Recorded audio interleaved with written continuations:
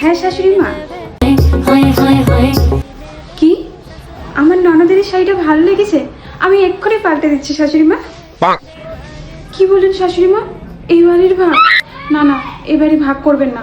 আর তাছাড়া আমার কোনো কিছু চাই না, আপনি শুধু এটা বলুন এই বাড়ির কি কি কাজ করতে হবে, তাহলেই আমি খুশি। আপনারা কোথায় যাচ্ছেন শাশুড়ি মা? বিয়ে বাড়িতে?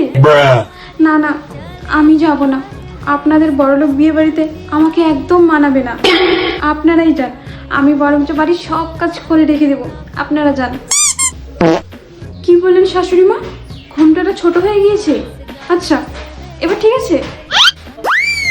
কি বললেন শাশুড়ি মা, বাড়িতে 2000 লোক আসবে, তার জন্য রান্নার লোক খুঁজছেন? কেন, আমি আছি না, আমি একা হাতে সবার জন্য রান্না বাড়ি করে দেবো।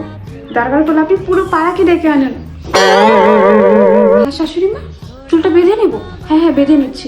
আমি চাই না আপনার থেকে আমাকে সুন্দর লাগুক, না না একদম না, একদম না, আপনি তো সব থেকে সুন্দরী।